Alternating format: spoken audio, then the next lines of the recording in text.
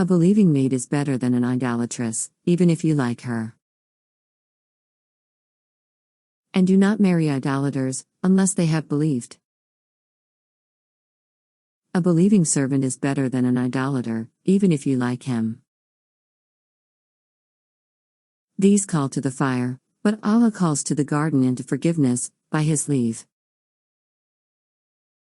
He makes clear His communications to the people, that they may be mindful.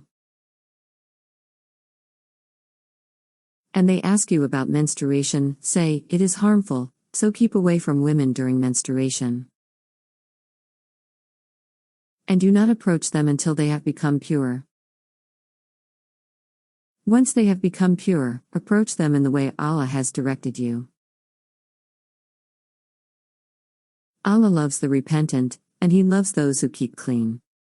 Your women are cultivation for you, so approach your cultivation whenever you like, and send ahead for yourselves. And fear Allah, and know that you will meet Him. And give good news to the believers. And do not allow your oaths in Allah's name to hinder you from virtue and righteousness, and making peace between people. Allah is listener and knower. Allah does not hold you responsible for your unintentional oaths, but He holds you responsible for your intentions. Allah is forgiving and forbearing. Those who vow abstinence from their wives must wait for 4 months. But if they reconcile, Allah is forgiving and merciful. And if they resolve to divorce, Allah is hearing and knowing. Divorced women shall wait by themselves for 3 periods. And it is not lawful for them to conceal what Allah has created in their wombs, if they believe in Allah and the Last Day. Meanwhile, their husbands have the better right to take them back, if they desire reconciliation. And women have rights similar to their obligations, according to what is fair. But men have a degree over them. Allah is mighty and wise. Divorce is allowed twice. Then, either honorable retention, or setting free kindly. It is not lawful for you to take back anything you have given them, unless they fear that they cannot maintain Allah's limits. If you fear that they cannot maintain Allah's limits, then there is no blame on them if she sacrifices something for her release. These are Allah's limits, so do not transgress them. Those who transgress Allah's limits are the unjust. If he divorces her, she shall not be lawful for him again until she has married another husband.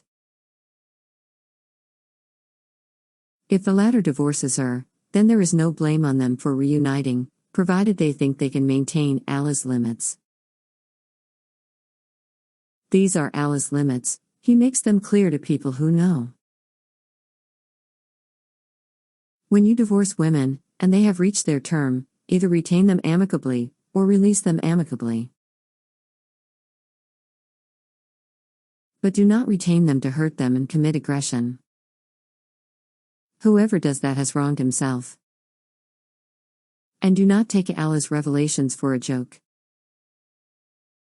And remember Allah's favor to you, and that He revealed to you the scripture and wisdom to teach you. And fear Allah, and know that Allah is aware of everything.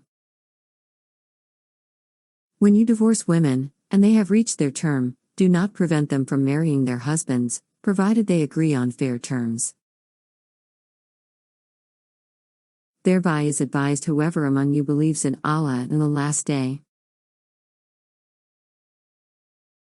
That is better and more decent for you. Allah knows, and you do not know. Mothers may nurse their infants for 2 whole years, for those who desire to complete the nursing period. It is the duty of the father to provide for them and clothe them in a proper manner. No soul shall be burdened beyond its capacity. No mother shall be harmed on account of her child, and no father shall be harmed on account of his child. The same duty rests upon the heir. If the couple desire weaning, by mutual consent and consultation, they commit no error by doing so. You commit no error by hiring nursing mothers, as long as you pay them fairly. And be wary of Allah, and know that Allah is seeing of what you do.